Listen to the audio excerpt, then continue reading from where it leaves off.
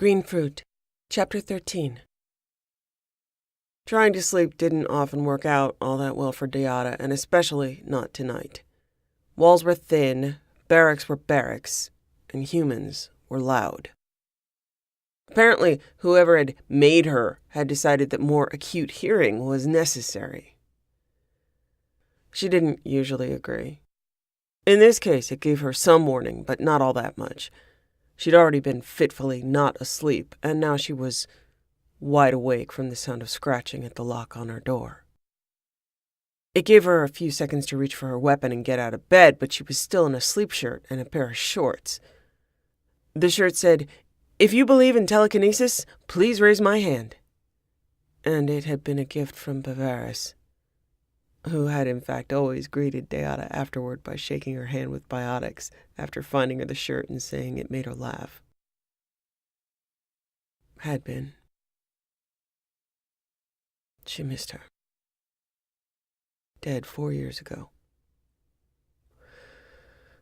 She didn't have time to consider lost friends. Lost friend. Okay, she'd had a few friends, but they gave up on lockpicking and broke down the door. 4 men dressed in Citadel security outfits. Sure, guys, this looks official. She was probably about to be dead or indoctrinated. Bravado wanted her to bluntly tell them their stealth was wanting, but the urge to stall made her wonder if she could eke out a few more minutes of not being either dead or indoctrinated. She could hope they were really dumb. Or at least, mostly dumb. She couldn't exactly manage, "What is the meaning of this?" in Victorian umbrage, but she did say with the weapon concealed and in sleepy, confused tones, "What's going on? Is there an emergency?" Guy 1 stopped and stared, guys 2 to 4 fanning out behind him to block the exit. "Come with us." "Sure, just let me get dressed. Give me a sit rep." They looked confused, and then wondering if their job would be easier by dummying her along.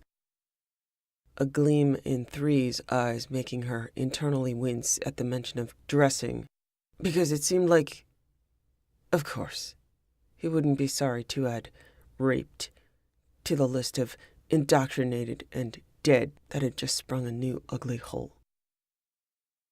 Well, so much for bluffing. She got no incoming sit rep except for that look. She shot 3 in the forehead because fuck that guy, and at least that way she got him first.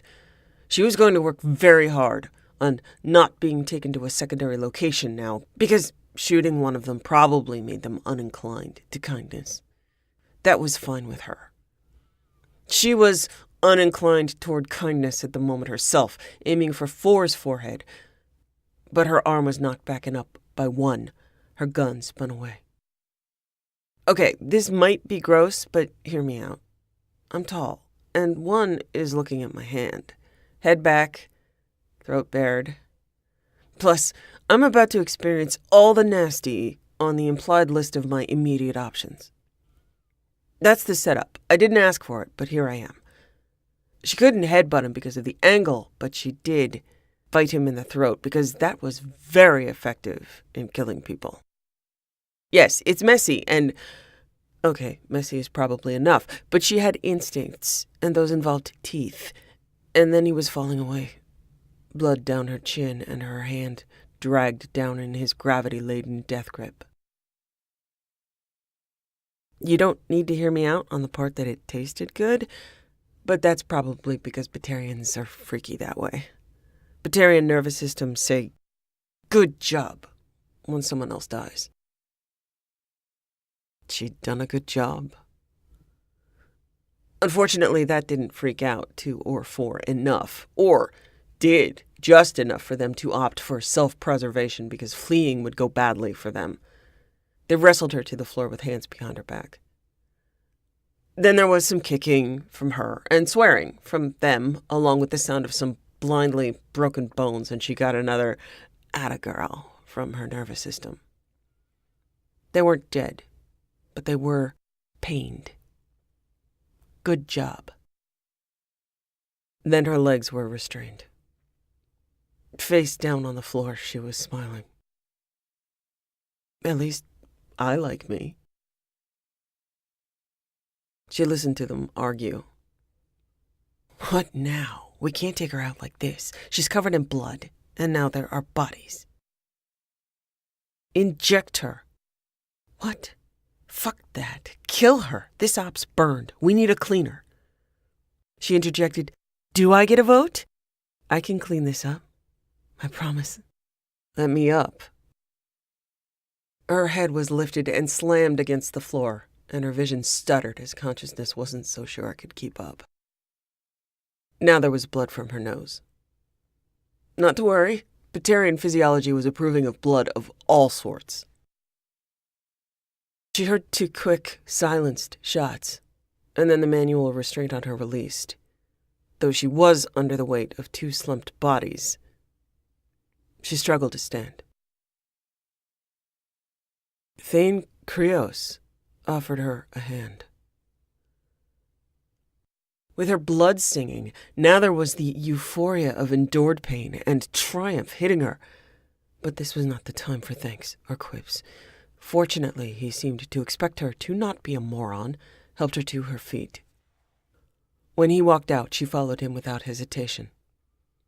She was hopeful this would work out well.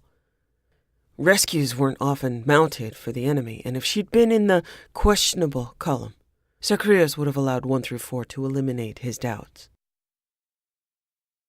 She did wonder if she'd been used as bait. He'd definitely had the barracks under surveillance.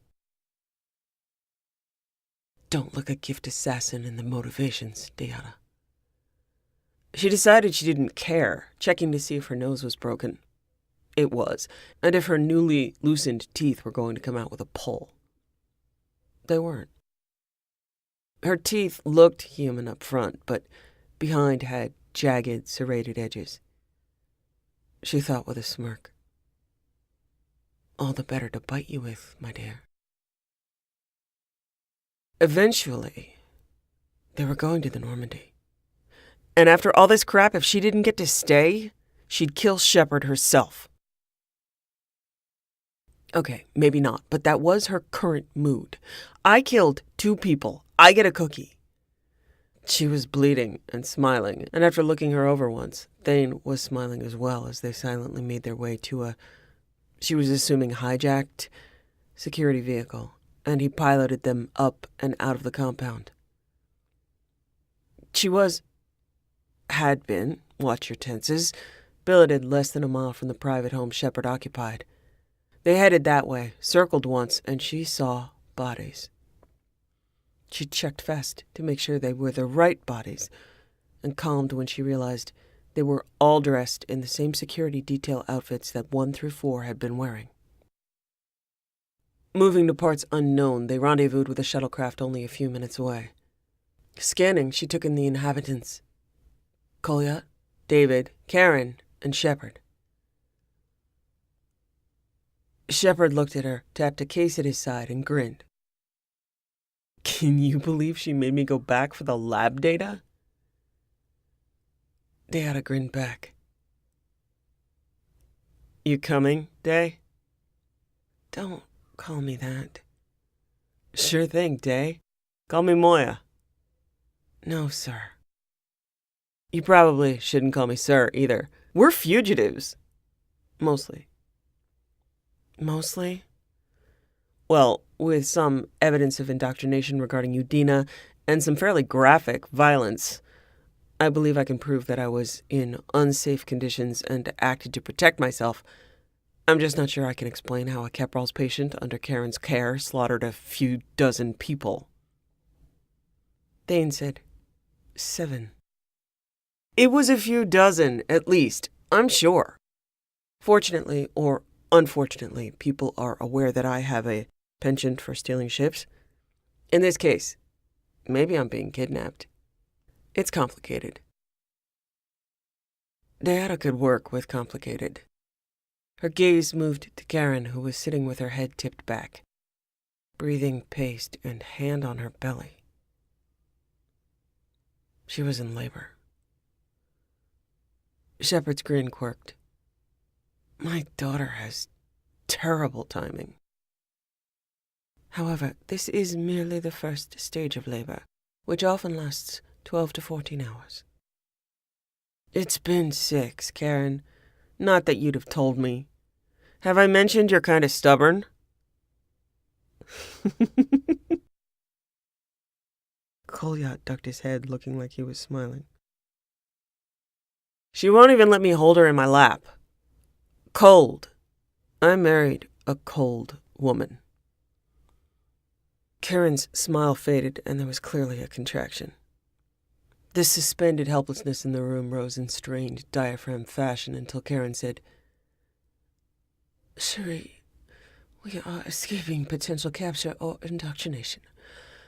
I believe it was prudent to insist that your hands be free in case there were complications. Shepard rolled his eyes. This is all a complication, Karin. She's here now. Now, can we go? Karin opened her eyes and looked at Deanna. Do not let him fool you. We all wished you to be included. You are his crew. Shepard grinned. Of course I insisted. Karin did make me go back for the lab data, though. Information isn't crew, Karin. Thane contributed. Thus the few dozen bodies, rather than 7. I prioritize saving Drell lives, Kolyat said. For which I thank you. Thane was smiling. From the direction of the pilot's chair came a scuffle, and then a Turian head around the corner. Garrus Vakarian. Everyone here? Did anybody forget? Garrus looked at her. Shoes? She smiled at him. I'm good. Garrus, this is Day. That's not my name. Garrus, this is Deanna Karin. The Turian nodded. Pleased to meet you. We good to go? Shepard nodded. Proceed with kidnapping. Garrus responded. Technically, this is consulting with Palaven Command under diplomatic immunity. Shepard nodded. Right. Kidnapping with a prelude of murder. Garrus threw up his hands. We don't thank people for arranging cross-planetary negotiation with counselors, the Primarch, and Admiral Hackett? God, Garrus, it's like it's all about you. I arranged door-to-door service. I don't know why I bother. Get us off the ground so I can pick up my wife, who is in labor. Garrus winked. Fine. For Karin. The Turian turned back with a grin, and Kolyat was trying not to laugh. Once the shuttle was off the ground, Shepard lifted Karin into his arms and kissed her forehead. We'll be there soon.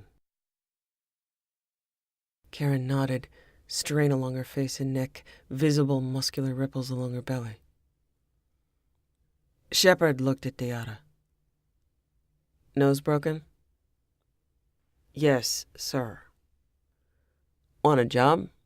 I specifically didn't offer you a job before, what with you being a fugitive.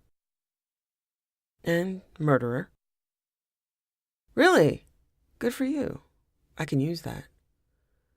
Yes, sir. What were they after? Probably made them nervous, what with preparations to leave and Palaven suspicious about indoctrination. I almost died because they found out? You're gonna have to get used to almost died a lot, Day. It also seems obvious that the best time to strike is when Commander Shepard's wife is in labor. He might overreact or something. Now, I gotta give you the standard warning. If you do anything to endanger my family... Sir, I'm trying to protect them. You're taking them onto a warship, and if they're with you, you're likely to be in dangerous places. If David gets hurt, I'm coming for you. That was the right answer, Day. She knew it.